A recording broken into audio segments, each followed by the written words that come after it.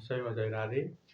श्री स्वस्थानी व्रत कथाको आज 16औं अध्याय लिएर म हजुरहरू समक्ष उपस्थित भएको छु।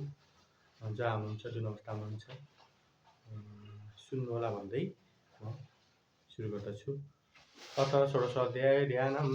ओम श्री गणेशाय नमः। ओम स्वस्थानी देव्यै नमः। कुमारजी आज्ञा गर्नुहुन्छ, हे अगस्त्य मुनि, ध्यानपूर्वक सुन।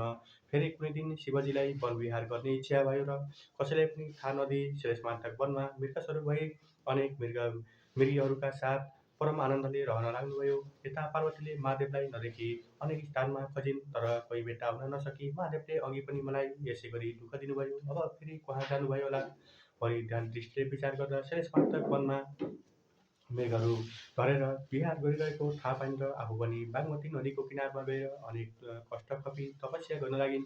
कैलाशमा शिव पार्वती दुवैलाई नदेखी ब्रह्मादि देवताले स्थानमा खोजी गरे, तर कहीँ पनि पत्ता पाउन सकेनन् र हार मानी आफ्ना आफ्ना आश्रममा जान लाग्दा बागमती नदी किनारमा पार्वतीलाई तपस्या गरिरहेकी देखेर सबै देवताहरूले प्रणाम गरी सोधे, हे माता, कैलाशमा हजुर र महादेव बिना संसारै शून्य जस्तो भयो र हामीहरू असहाय अनाथ जस्ता भयो। अब हामीमाथि दया गरेर महादेव कहाँ हुनुहुन्छ आज्ञा होस्। फेरि हजुर पनि यस्तो अवस्थामा आएर एक्लै किन बस्नुभएको, यी सबै कुरा हामीलाई आज्ञा होस्। यति देवताहरूको प्रार्थना सुनि पार्वती भन्नुहुन्छ, हे देवता हो, महादेव यति आउनुभएको हुनाले म उनैको आराधना गरेर यहाँ बसेकी हुँ। शिलेशमान्तक वनको नैऋत्य कोणमा एउटा जङ्गल र सरोवर छ। महादेव त्यही मृग स्वरूप भएर वन विहार गर्दै हुनुहुन्छ। कस्तो मृग भने सुवर्णको जस्तो बडो भएको, 3 नेत्र र 1 सिङ भएको मृगहरूको समूहमा सबैभन्दा ठुलो मृग स्वरूप धारणा गरेर बस्नुभएको छ। अब तिमीहरू त्यहीँ गएर खोजी गर अनि महादेवको दर्शन पाउनेछौ। पार्वतीको वचन अनुसार देवताहरूले त्यहीँ गई खोजी गरे, तर पाउन सकेनन्। ब्रह्मा विष्णु इन्द्र तिनै देवताले अनेक स्तुति गर्दै खोज्न लागे। उसै बेला अकस्मात लाखौं मृगको एउटा समूह देखे। त्यही खोजका माझमा अत्यन्त राम्रो 3 नेत्र, 1 सिङ र सुवर्ण झैं बडा भएको सबैभन्दा ठुलो मृगलाई परैबाट देखे। त्यस मृगलाई आउन लागेको यी तीनै देवताले देखेर अलि नजिक गई विन्ती गरे, हे भगवान, कैलाश शून्य भएको धेरै दिन भयो। हे दया सागर, हामी त्रिदेव ब्रह्मा विष्णु इन्द्रमाथि दया गरी दर्शन दिनुहोस्। यस्तै अनेक स्तुति गर्दै मृगरूप शिवका नजिकै गए। आफूतिर आउन लागेका देवतालाई देखेर रुद्र मृग उफ्री भाग्न लागे। रुद्र मृगको त्यस्तो चाला देखेर विष्णु भगवान भन्नुहुन्छ, हे देवेन्द्र, हामीहरूको प्रार्थनाले महादेव चैतन्य हुने भएनन्। अब हामी 3 व्यक्तिले 3 तर्फबाट घेरा दिएर समातौँ। विष्णुको यस्तो वचन सुनेर हुन्छ भनी 3 देवताले 3 तिर उभि घेरा दिएर रुद्र मृगको सिङको जरामा विष्णुले र माझमा ब्रह्माले टुप्पामा इन्द्रले बलपूर्वक समाते। ती त्रिदेवले समाउन साथ रुद्र मृग अन्तर्ध्यान भए। सिङ मात्र त्रिदेवका हातमा रह्यो। त्रिदेवले बेसरी समातेका हुनाले त्यो सिङ 3 टुक्रा भई तीनै देवताका हातमा एक एक टुक्रा आयो। त्यस्तो भएको देखेर यो हामीले ठुलो अपराध गर्यो, सानै अनर्थ भयो। अब के गर्ने भन्दै तीनै देवता, हे शम्भो, हामीहरूको यो अपराध क्षमा गरी बक्सियोस् भनी स्तुति गर्न लागे।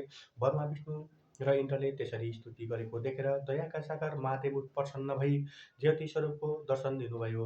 अनि देवताहरू खुसी भई दण्डवत प्रणाम गर्दा भए। अनि महादेव आज्ञा गर्नुहुन्छ, हे देवता हो, तिमीहरूको स्तुतिले म प्रसन्न भएँ, वर माग। महादेवको त्यस्तो आज्ञा सुनेर ब्रह्मा विष्णु र इन्द्र विन्ती गर्दछन्, हे प्रभु, हजुरको ध्यान कहिले पनि नबिर्सौँ, सदा हाम्रो हृदयमा रहिरहोस्। अरू हामीलाई केही पनि वर चाहिन्न, केवल हजुरका चरणको भक्ति चाहन्छौँ। देवताहरूको त्यस्तो वचन सुनेर महादेवले तथास्तु भन्नुभयो। फेरि तीनै देवताले भने, हे ईश्वर, यो हजुरको सिङ 3 टुक्रा पारेको हामीहरूको अपराध क्षमा गरी यी सिङका 3 टुक्रा के गर्ने हो आज्ञा होस्। अनि शिवजीले आज्ञा गर्नुभयो, हे देवता हो, मेरो सिङ 3 टुक्रा पारेको तिमीहरूलाई कुनै अपराध लाग्दैन र शङ्का मान्नु पर्दैन। बरु इन्द्रका हातको इन्द्रलोकमा, ब्रह्माका हातको मर्त्यमण्डल, नेपालको कोकरा भन्ने स्थानमा र विष्णुको पातालमा लगेर स्थापना गर्नु। यति शिवजीको आज्ञा सुनि ब्रह्मा विष्णु र इन्द्र तीनै देवताले दण्डवत प्रणाम गरी विदा भएर उपरोक्त तीनै स्थानमा सिङ स्थापना गरेर आफ्ना आश्रममा गए। अनि महादेव सरासर गएर तपस्या गरिरहेकी पार्वतीलाई काखमा लिई त्यहीँबाट अन्तर्ध्यान भएर कैलाश पर्वतमा पुगी नन्दी भृङ्गी चतुष्टी योगिनी भूतप्रेत पिशाच परमत्कर सहित भई परम आनन्द साथ रहनुभयो। हे मुनि त्यसपछि नैऋत्यकोण लङ्कापुरीबाट दस्यु रावण नृत्यको फर आएर श्री महादेवका चरणमा दण्डवत गरी नाचगान गरी तपस्या गरेर जान्थ्यो। त्यही क्रमले निकै दिन बितेपछि एक दिन शिवजीले विष भाङ धतुरो खाई अचेत भइरहेको बेला रावण आएर दण्डवत गरी नाचगान र मृदङ्ग बजाई स्तुति गर्न लाग्यो र दिगम्बर शिव प्रसन्न हुनुभयो। अनि हे रावण, तेरो तपस्या र सेवाले म प्रसन्न भई वरदान माग, जे मागे पनि दिन्छु। मेरो निम्ति संसारमा अध्यय केही पनि छैन। महादेवको यस्तो वचन सुनि रावण भन्दछ, हे ईश्वर, हजुरको कृपाले मसँग सबै वस्तु छ, मलाई केही पनि चाहिन्न।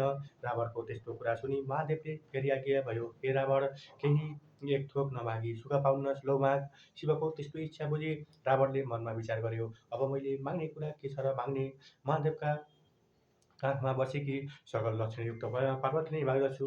यस्तो निश्चय गरेर बिन्ती चढायो, हे प्रभु, मलाई अरू केही पनि चाहिन्न, केवल एउटी पार्वती बक्सनुहोस् भनेर महादेवले लैजा भनेर पार्वती जिम्मा लगाइदिनु भयो। रावण जगन्माता पार्वतीलाई पिठमा बोकेर शिवजीसँग बिदा मागी हिँड्यो। यो सब कुरा वैकुण्ठनाथ विष्णुले थाहा पाई अनर्थ हुन आँट्यो भन्दै तत्काल हावाभन्दा पनि शीघ्र गतिले मोहिनी रूप धारण गरी रावण कहाँ पुगेर भन्नुभयो, हे महाशय, तिमी को हौ, कहाँबाट आइरहेका छौ, पिठमा बोकेकी सुन्दरी को हुन्, किन बोकेर ल्यायो र कहाँ लैजाने विचार छ। रावणले भन्यो, हे सुन्दरी, लङ्कापुरीको राजा रावण भनेको मै हुँ। मेरो तपस्याले प्रसन्न भई महादेवले मलाई आफ्नी स्त्री पार्वती दिनुभयो र यी तिनै पार्वती हुन्। म यिनलाई बोकेर लङ्कापुरी जाँदैछु। यति रावणको कुरा सुनि मोहिनी भन्न लागिन्, हे वीर रावण, के तिमीलाई लाज लाग्दैन, के ती पार्वती हुन्। तिमीलाई छलेर महादेवले मायाद्वारा रचेकी यी स्त्री दिएछन्। तिमी जस्ता राजा र वीर व्यक्तिले यस्ती स्त्री पिठमा बोकेर हिँडेको कसैले देखे भने के भन्लान्, यी पार्वती होइनन्, तिमीलाई महादेवले झुक्काएछन्। बरु पार्वती लैजाने इच्छा भए म तिमीलाई पार्वती पाइने स्थान बताइदिन्छु, सुन। महादेवले आसन गरिराखेको बाघको छालाभित्र साँच्चीकी पार्वती लुकाइराखेका छन्, त्यही मागेर लैजाऊ। यति भनी अनेक हावभाव कटाक्षले छोई मोहिनी रूप विष्णुले कुरा गर्दा रावणको चित्त बुझेर पार्वतीलाई त्यही छोडेर आफू फेरि कैलाश पुग्यो। यता विष्णुले पार्वतीलाई वैकुण्ठ लगी पूजा र सत्कार गरेर राखे, उता महादेव कुचेष्टा भइरहेकै थिए। त्यसै बेला रावण पुगेर बिन्ती गर्यो, हे ईश्वर, हजुरले मलाई छलेर पार्वती भनी मायाले एउटी स्त्री बनाइदिनु भएछ। त्यो कुरा थाहा पाई मैले बाटोमै फालेर दिने इच्छा भए हजुरले आसन गरी राखेको बाघको छालाभित्रकी पार्वती दिनुहोस्। रावणले यति भनेको सुनि महादेवले ध्यान दृष्टिले विचार गर्दा पार्वतीलाई विष्णुले लगेछन् भन्ने थाहा पाए। मायाले एउटी स्त्री उत्पन्न गरेर आसन गरिराखेको बाघको छालाभित्रबाट झिकेर लैजा भनी दिनुभयो। रावण अत्यन्त प्रसन्न भएर माया रचित स्त्रीलाई पिठमा बोकी लङ्कापुरी गयो। यता विष्णुले पार्वतीलाई महादेव कहाँ पुर्याई वैकुण्ठ जानुभयो। कुमारजी भन्नुहुन्छ, हे अगस्त्यमुनि, एकचित्त भएर सुन। एक दिन महादेवले पार्वतीसित सल्लाह गरी मानसरोवर तलाउमा राजहंस भएर जलक्रीडा गर्न जानुभएको थियो। त्यसै मौकामा अनन्तपुर नामको नगरमा बस्ने एउटा जालन्धर थियो। त्यसकी वृन्दा नामकी अत्यन्त पतिव्रता स्त्री थिइन्। एक दिन ती दुवै पति पत्नी बसेर ठट्टा गरिरहेका थिए। त्यसै बखत जालन्धर अकस्मात बेसरी हाँस्यो र वृन्दाले सोधिन्, हे स्वामी, किन यसरी हाँस्नुभयो। जालन्धरले भन्यो, हे वृन्दा, तिमी जस्ती सुन्दरी पत्नीहरू कसकी होली भन्ने लागेर हाँसेको, अरू कुनै कारण होइन। वृन्दाले उत्तर दिइन्, हे स्वामी, म के राम्री छु र महादेवकी स्त्री पार्वतीलाई देखे के गर्नु होला। वृन्दाको यस्ता कुरा सुनि जालन्धरले भन्यो, हे स्त्री, यो कुरा सत्य हो, त्यसो भए म पार्वतीलाई छल्न जान्छु। यति कुरा गरी मायाले महादेवको रूप धारण गरी कैलाश पुग्यो। पार्वतीले महादेव आउनुभयो भने सुनको कमण्डलु लिई पाउन ढोकामा आइन् र पार्वतीलाई देख्नसाथ महादेव रूपधारी जालन्धर मूर्छा परेर लड्यो। अनि पार्वतीले ध्यान दृष्टिले विचार गर्दा आफूलाई छल्न महादेवको रूपधारी जालन्धर आएको थाहा पाई द्वारपाललाई भनिन्, हे नन्दी भृङ्गी, यहाँ कोही आए पनि मलाई नसोधी भित्रपठ नदिनु भनी आफू कसैले नदेख्ने स्थानमा गएर लुकी रिसले चुर भई विष्णुको आराधना गरिन्। पार्वतीले क्रोधित भएर आराधना गरेको विष्णु भगवान थाहा पाई गरुडमा चढेर तत्काल कैलाश पर्वतमा पार्वती कहाँ पुग्नुभयो र हे पार्वती, मलाई किन आराधना गरेकी भनी सोध्नुभयो। अनि पार्वती भन्दछिन्, हे विष्णु, महादेव जलक्रीडा गर्न मानसरोवर तलाउमा राजहंस भई आनन्द मनाउँदै हुनुहुन्छ। यही मौकामा मलाई छल्न महादेवको रूप धारण गरी पापिष्ट जालन्धर आयो र मैले थाहा नपाई महादेव पाल्नुभयो भनी पाउ धुन बाहिर ढोकामा जाँदा मलाई देख्न साथ मुर्छापरि भूमिमा ढलेको देख्दा महादेव भए मलाई देख्न साथ मूर्छित हुनु पर्दैनथ्यो। यो कुन पापी मलाई छल्न आयो होला भनी ध्यान दृष्टिले विचार गर्दा जालन्धर रहेछ भन्ने जानी द्वारपाललाई यहाँ कोही आए पनि भित्र नपठाउनु भन्ने आदेश दिएर यहाँ आई तपाईँको आराधना गरेकी हुँ। अब जे गर्नुपर्ने हो तत्काल गर्नुहोस्। यति पार्वतीको वचन सुनि विष्णु भगवान भन्नुहुन्छ, हे पार्वती माता, पापिष्ट जालन्धरले तपाईँलाई